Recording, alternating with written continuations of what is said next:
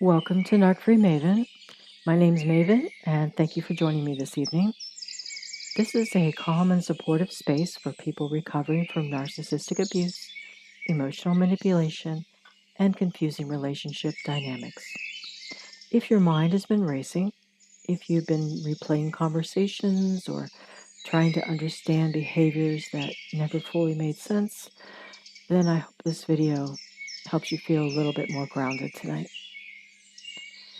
The question that I'm going to answer is something that's been addressed before in an ASMR video, but I'm going to go in a little more detail. This is called, Why Do I Still Miss the Narcissist? Understanding Trauma Bonds.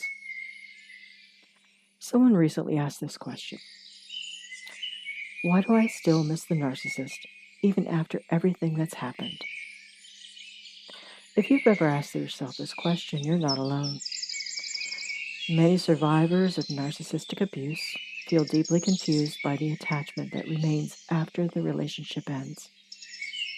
Missing someone who hurt you can feel unsettling and even a little frightening. But there's a very real psychological reason for this happening. One of the most painful parts of narcissistic abuse is the emotional confusion that follows it. You may clearly remember the manipulation, the broken promises, the emotional distance, and yet part of you still misses them. And you may wonder, why do I still care? Why do I still think about them? Why do I feel like something inside of me is still connected to them? These reactions are extremely common, and they don't mean that you're weak. They mean your brain has experienced something called a trauma bond. And a trauma bond forms when affection and mistreatment happen in cycles. And at the beginning of the relationship, things may feel very intense, and you may have experienced what people call love bombing. Deep attention, strong emotional connection, promises about the future, things that always seem too good to be true. Then slowly, something begins to shift. Criticism appears. Confusion appears. Moments of emotional withdrawal appear. But every so often, the warmth returns. The kindness returns. The person you first met seems to have reappeared. This pattern creates a powerful psychological loop. Your brain begins to associate relief from pain with the very person causing the pain. Over time, the nervous system becomes conditioned to seek connection with that person again, even when the relationship becomes unhealthy. This is why so many survivors say that the experience feels like it's almost like an addiction. It is not simply missing a person. It's the brain trying to resolve a cycle that never made sense. The emotional highs and lows create a powerful bond.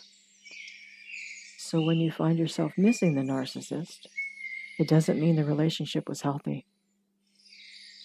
And it doesn't mean that you want to go back into that painful relationship. It often means your nervous system is still processing the emotional conditioning that occurred during the relationship. Kind of like a withdrawal.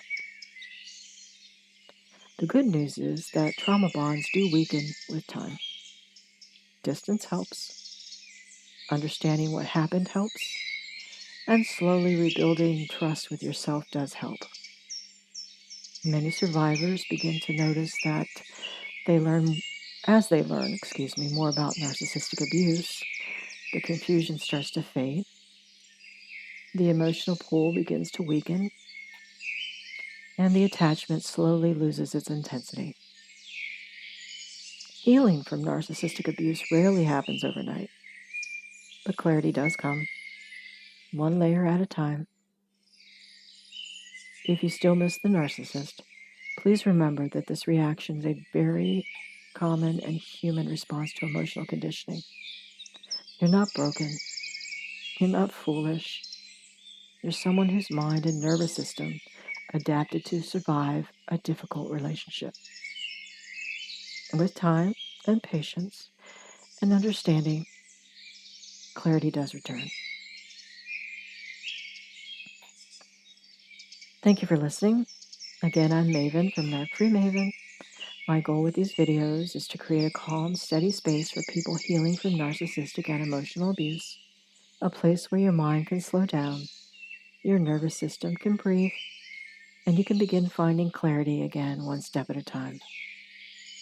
If this video brought you a sense of comfort and peace tonight, I invite you to subscribe and click the notification bell so you'll be gently notified whenever a new calming ASMR recovery video is uploaded. You don't have to figure everything out at the moment. Just focus on taking care of yourself, one moment at a time. Until next time, be gentle with yourself. Breathe deeply, and remember, clarity changes everything.